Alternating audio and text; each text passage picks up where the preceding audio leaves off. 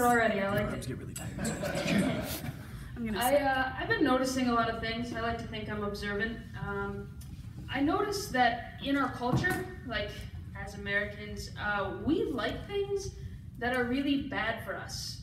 Like we know there are things that are healthier and better options, but they're never quite as fun as the things that are bad for us. You know, like we know that we should exercise once, maybe twice in a lifetime. You know that you should eat a salad, even though it makes you feel sad. It makes me feel sad, I can tell you that. There's always somebody out there talking about how this thing's bad for us and that thing's bad for us. People are always preaching on TV about how sugar's bad for you and happiness causes cancer and shit like that. And deep down, you know that it's true. You know that maybe you should take the stairs if you're only going one floor. But then you get in your head and you like start thinking about it and you're like, but after I take the stairs, I'm gonna be like super sweaty for like 20 minutes because I don't exercise. And then you're thinking about how you're gonna be like breathing really heavy in the ear of the person that you're standing behind in line at the food court because they never put the food court on the first floor. It's always on the second floor. I think that's a trap, by the way, that they make you work for it like that.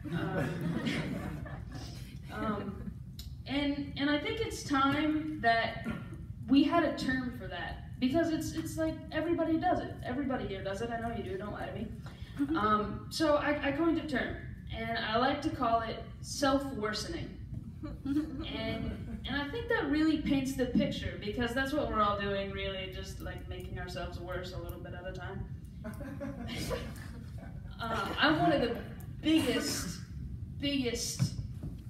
self-worseners, as I refer to it. I can't remember the last time I turned down a donut. I think that's because, honestly, I never have. I have to plan my walk to class every day to go around the Dunkin' Donuts because I won't be able to stop myself from going in there and buying a donut. And it doesn't matter the circumstance. Like, even if I forget my wallet, which happens a lot because I'm super forgetful, probably because my brain lacks proper nutrition, I still will entertain the idea of getting a donut. I will think about, like, maybe if I just go in there and I, like, put my hand in my pocket like a gun, and I'm like, give me all your donuts. They'll give me a donut.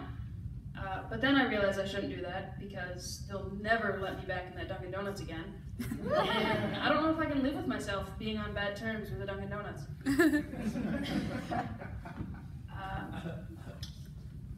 But it seems like everywhere you turn, there's somebody saying something new is bad for you. You know, every day there's something else that's bad for you. The only things that we know as a society that aren't bad for you are kale and Chipotle. I have never in my life heard anyone speak ill of Chipotle. But kale and Chipotle are the two things in the world that no one has personally prosecuted to say are bad for us. And I personally am on board with Chipotle. I believe in their message. I think people should eat healthier. I think it's unattainable, but I think they should. And the reason that it's unattainable, there's two reasons. First and foremost is because if Michelle Obama and her perfectly sculpted arms can't get people to eat healthier, no one can. And secondly, because it's expensive. It is so much more expensive to eat healthy than it is to eat whatever the fuck you want. And the simple fact is that I can spend $4.75 on a Dixie cup of grapes, or I can get a bag of Flamin' Hot Cheetos, a soda, and a candy bar for $3 at the vending machine at work. I mean, that's a simple decision, and I think you're all with me. So, alright, I'm Kristen Warner, that's my time.